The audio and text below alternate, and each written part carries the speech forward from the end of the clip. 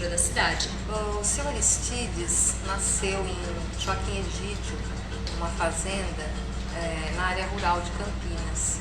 E aos 17 anos ele então aportou na cidade. Ele veio, trabalhou em fundições, trabalhou como entregador de leite. Só que desde muito pequeno, uma ocasião em que ele morou em Valinhos, no Hotel Fransônia, ele teve muito contato com estrangeiros que vinham se hospedar e que traziam muitas coisas que ele não conhecia. E uma delas era a fotografia, os cartões postais, que ele, junto com a mãe, começou a colecionar. Aí vem daí a paixão pela fotografia. Conhecido como V8, seu apelido de infância, ele começou a fotografar quando era treinador do time infantil do Guarani nos anos 50. Foi com os fotógrafos que trabalhavam no campo que ele aprendeu a arte de fotografar. Na época, o sustento vinha da tinturaria, mas eram nas horas vagas que ele exercia sua verdadeira paixão. Em 1954, ele abre um estúdio na Rua 13 de Maio. E é aí que muda a vida do V8. Quando ele coloca na vitrine desse estúdio uma foto, se não me engano, dos anos 30, com aqueles fortes bigodes na rua. E isso trouxe uma repercussão imensa. E várias pessoas passaram a elegê-lo guardião de suas memórias, até que ele começou a receber coleções inteiras. A história de vida de V8 virou tema da dissertação de mestrado da jornalista e pesquisadora Renata Teixeira, defendida no Instituto de Artes da Unicamp. É essa que você leu? Em sua pesquisa a contribuição do fotógrafo para a preservação da memória de Campinas. Entre as décadas de 1960 a 1980, V8 registrou a trajetória de uma cidade do interior que se transformava em um centro urbano. Entre as demolições... O Centro de Memória do Unicamp, eles estavam com trabalho. E um dos amigos era sobre o V8, estava com a Olga von Simpson? O cara é uma figura. Ele estava bem mais novo que ele. Faz tempo, acho que Você foi lá na casa dele? 96, por aí. Onde que ele morava? Na Júlio Franco. É perto... Depois da Aurora, quando desce a José Paulino, atravessa a Aurozinho do Maia, e aí continua na Júlio Franco. Ele morava numa casa... Eu morei perto dele, quando eu casei. Do Furlan, né? Isso, que foi o antigo Furlan antes.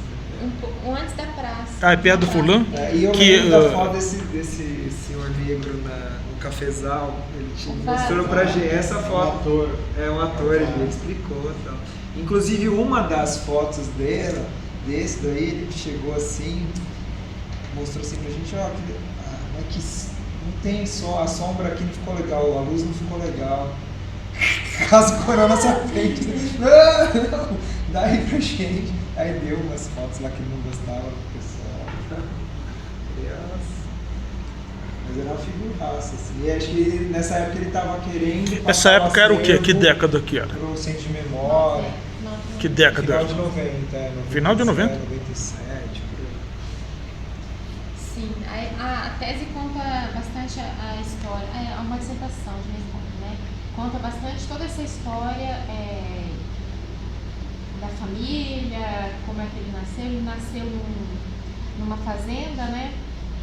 Então ele tinha digamos assim, o que o marcava muito é aquele outro modo de vida, um pouco rural, aquela paisagem, os casarões, aquele outro tempo.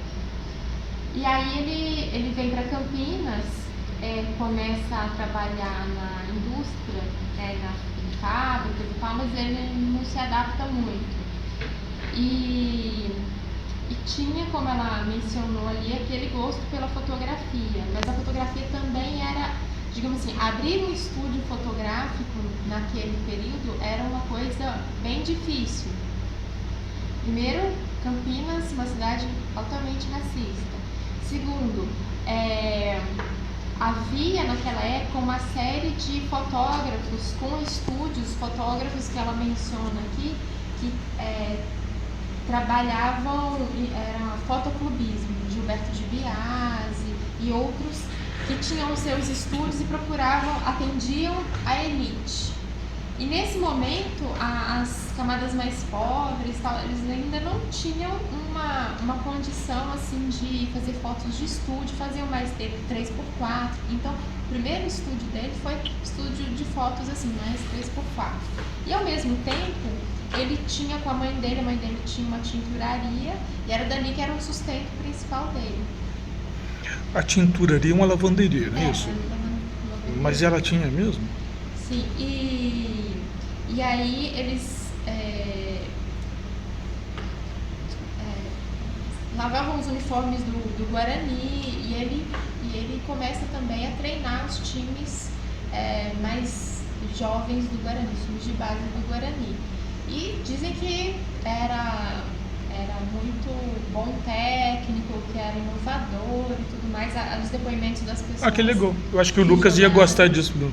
Né? Eles falam muito bem dessa criatividade dele, dessa capacidade. E contam que não era só um técnico, mas também um conselheiro para os jovens, né? Mas na época o Guarani também ele teve problemas com o time. Porque parece, eu não tenho ideia, mas parece que o Guarani é bem racista, né? Isso. Então. Pelo menos a torcida. Eles falam, porque eu estive na Ponte Preta, fui uma vez lá para fotografar o povo, que é a mais antiga, e a impressão é que todas as vezes que eu falo isso para alguém que torce para o Guarani, eles me olham com um desprezo que me lembra o racismo. Não sei se eu percebo errado, eu não entendo, porque eu não entendo de futebol. O que você acha disso? Não, vários times no Brasil não aceitavam. Então, mas a Ponte Preta parece que era mais popular. Né? Normalmente os times mais populares que são os primeiros que acolhem os negros jogando futebol. E aí cada time tem história. Tem essa história lá em Minas também, entre Atlético e Cruzeiro, enfim. Aí, o Atlético é que é mais popular lá? Eu não sei, porque eu não entendo de futebol. Porque Cruzeiro era tipo italiano. O italiano. E o Guarani seria o quê? Tem alguma coisa a ver com a imigração italiana? Não sei. É o equivalente do Palmeiras aqui? A história futebolística de a gente não sabe, mas ele estava bem lá no meio do... Não tinha nada a ver com divisão de étnica europeia.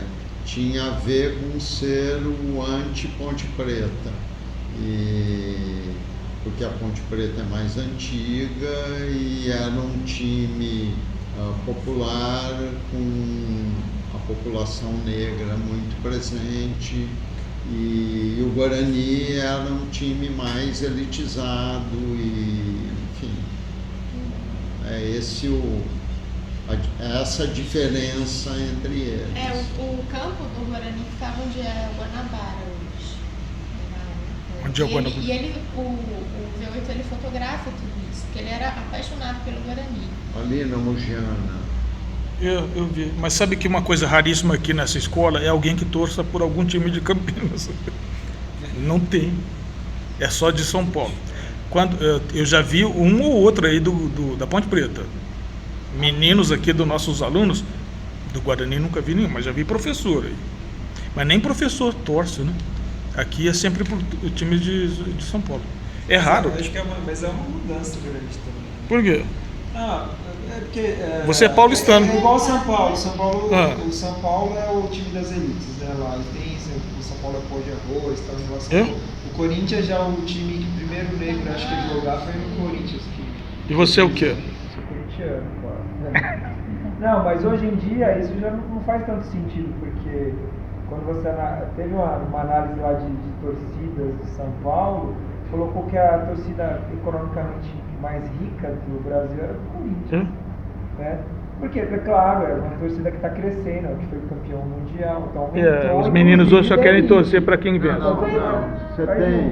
Você tem mas tem é que o Corinthians tem uma torcida muito maior do que a do São Paulo, do Palmeiras e de outros times juntos. E é o lance. Você tem um perfil elitizado dentro da torcida do Corinthians, mas você tem uma massa que é monumental. E depende também Tem um lance que eu vi aqui. Uma vez eu fui com a minha mulher e o enteado dela, eles queriam ir ver um jogo do Corinthians. Aí nós fomos no Guarani, ia ser Corinthians e Guarani. A gente foi ao estádio e ficamos num lugar que era próximo da torcida do Guarani. Pagamos ingresso de numerada para a molecada ficar lá dentro, ficar mais acomodado. E quando a torcida do Corinthians ficava do outro lado do estádio, no fundo do gol, e vinha as penas. Quando o Corinthians entra em campo, assim, a torcida do Guarani se levanta e começa a berrar: favelados, favelados, favelados. Aí o Casagrande vem, abre os braços na frente da torcida do Guarani para fazer uma saudação, aí vira: maconheiro, maconheiro, favelado, maconheiro. Quer dizer, e era um coro que você via assim, os cidadãos bem postados da cidade, sabe, se transfigurando em De lá pra unos... cá, né, a gente viu a evolução nas Olimpíadas, na Copa. Isso é meados dos Gente anos fina, 80. né? Aliás, tem um palavreado muito, assim, de padres e freiras. Não, tudo branco, né? Todo mundo branco, da torcida, da Olimpíada, da Copa, só branquinho. Então, mas é por isso que eu Mas é legal saber muda, disso, né? que a foto... Historicamente é verdade isso. A foto dele está associada a futebol, eu não sabia disso. Sim, e aí ele tem muitas... O Gilberto de Biasi também tem muitas fotos, porque ele trabalhava pro Correio, pros jornais, registrando muito fotos de futebol. Ele fotografava mais a ponte, se não me engano. Aí o que acontece? Tem uma passagem que ela relata aqui a respeito do racismo, que aí não se sabe, tem 3 versões pro fato da briga entre o V8 e o Guarani. Uma seria que com o tempo ele vai criando o estúdio dele e tal, e vai sendo esse fotógrafo mais reconhecido, embora, por exemplo, nomes assim como o Gilberto de Biasi e tal, falam assim, que no primeiro ele não era assim um grande fotógrafo, tem uma parte ali que eu senti assim até meio um desprezinho assim, em relação a eles falam, ele era tintureiro e tal. E que aí o Gilberto de Biasi fala que nesse fotoclube ele era como um professor, então ele dava dicas para os outros fotógrafos, e um dos que ele dava dica era o V8. Então assim, ele começou a fotografar casamentos, né, para sobreviver e para fazer aquilo que ele registrar as coisas que ele gostava, que eram mais o quê? Era um certo sentimento de nostalgia daquilo que desaparecia na cidade, de um outro tempo que talvez fosse aquele tempo da infância dele. Então as fazendas, outro ritmo de trabalho, os casarões antigos, que era aquilo que ficava meio que na cabeça dele, do que ele queria fotografar. Mas ele precisava manter o estúdio, precisava viver, então ele fotografava casamentos, eventos e outras coisas. E aí ele também começava a empregar jovens aprendizes e ensinava também nos estúdios dele. Então, com o tempo, com esse trabalho, tudo que ele ganhava, ele não tinha família, ele cuidava da mãe dele só, então ele investia em equipamentos, em melhorar os equipamentos que ele tinha. Então ele não era jornalista, mas tinha equipamentos e fotografava já o Guarani historicamente. A mãe dele lavava os uniformes do pessoal assim, sem cobrar, né? Sem ter remuneração. E aí há 3 versões para essa briga. Uma versão é que ele teria sido meio que sumariamente impedido de fotografar, de entrar lá no Guarani por um diretor racista. O segundo, por um caso de racismo, que ninguém cita o nome quem é.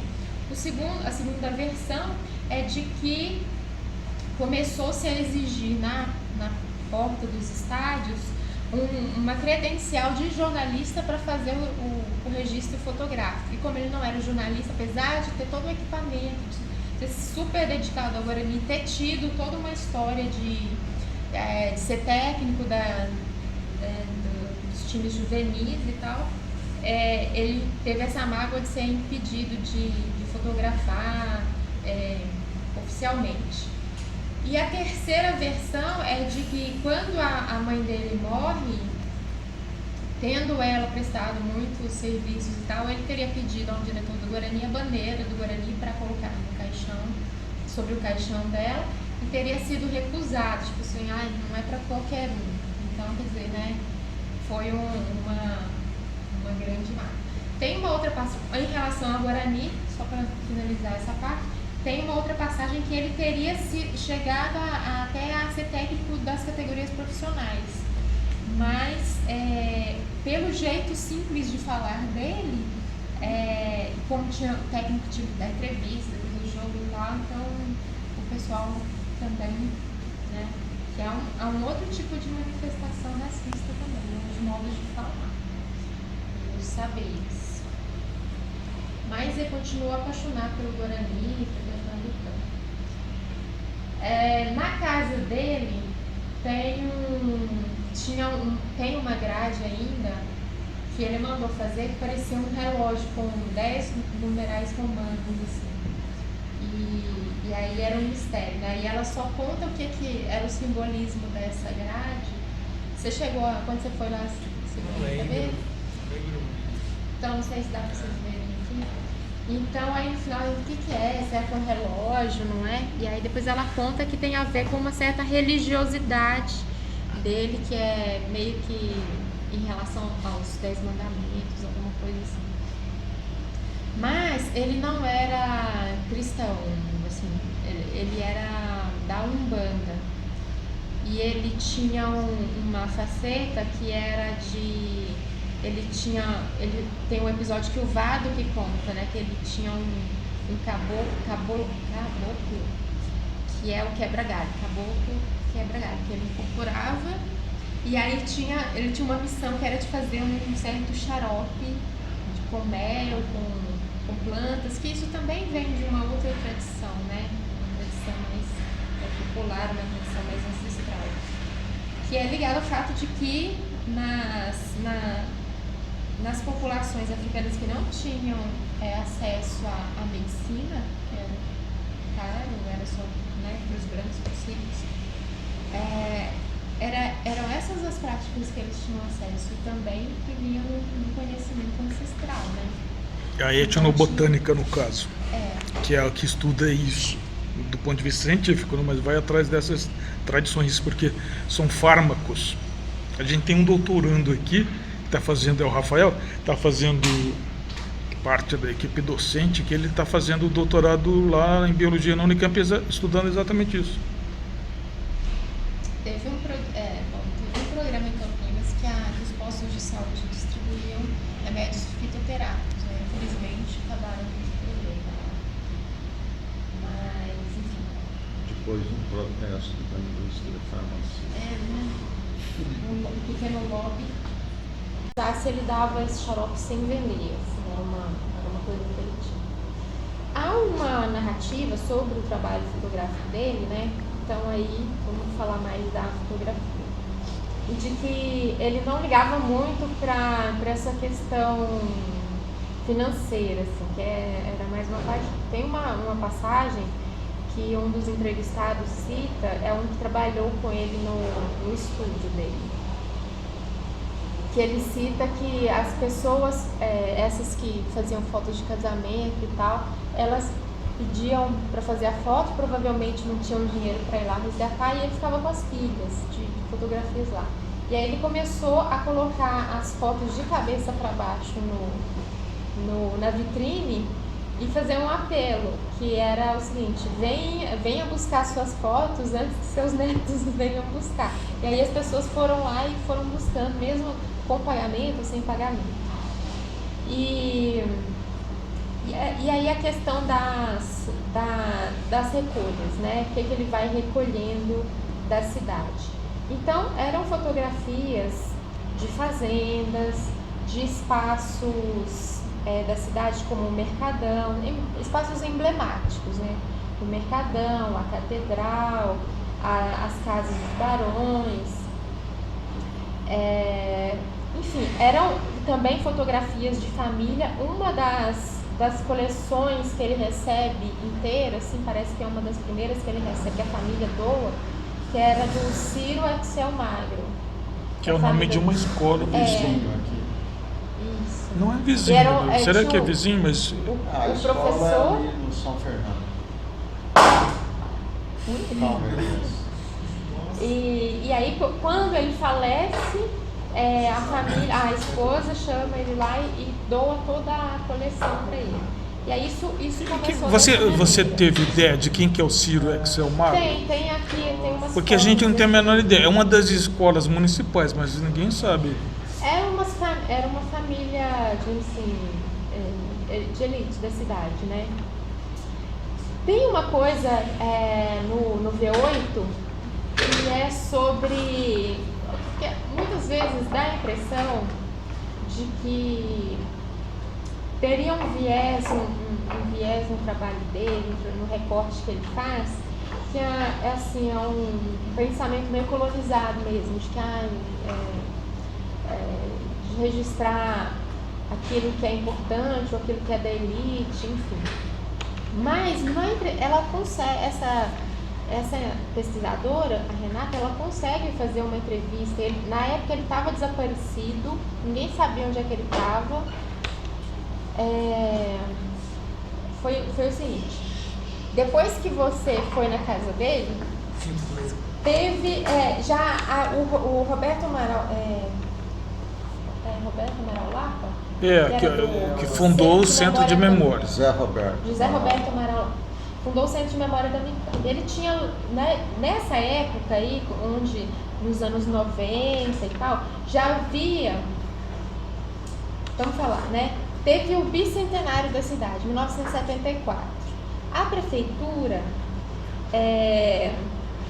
vê que tem vários estabelecimentos da cidade que já tinham esse procedimento de ir lá, que as pessoas já sabiam que o V8 colecionava. Então, por exemplo, o Café Regina, vários estabelecimentos comerciais, tipo um cabeleireiro, vários assim do centro, do Mercadão, iam lá e ele adorava disponibilizar, compartilhar essas fotos que ele tinha. Então a pessoa comprava uma reprodução que ele fazia das fotos colecionadas dele, das fotos que ele já tinha recolhido. Então fazia reproduções e a pessoa ia lá, comprava dele a reprodução, não o original.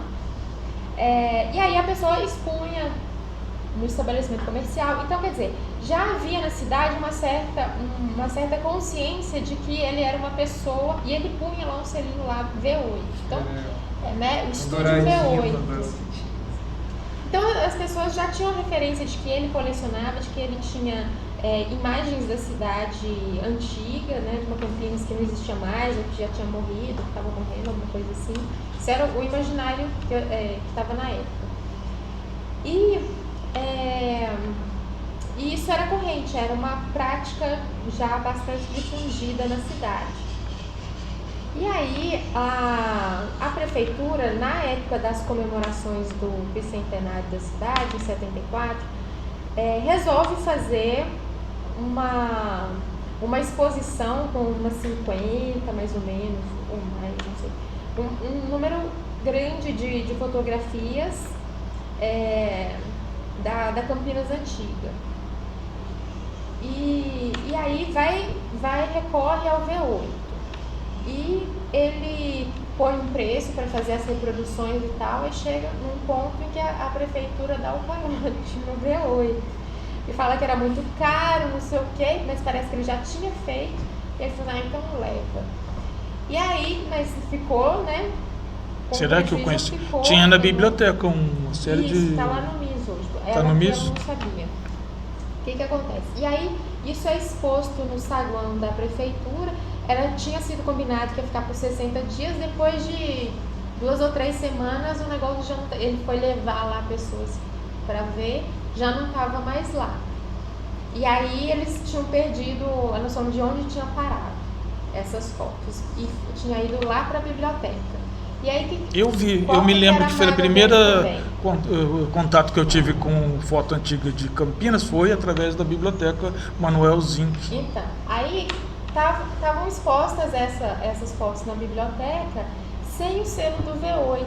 E aí ele soube de situações em que as pessoas... E para ele aquilo era uma vitrine, porque ele também ganhava um pouquinho de dinheiro com essa reprodução de postais, dessas fotos assim.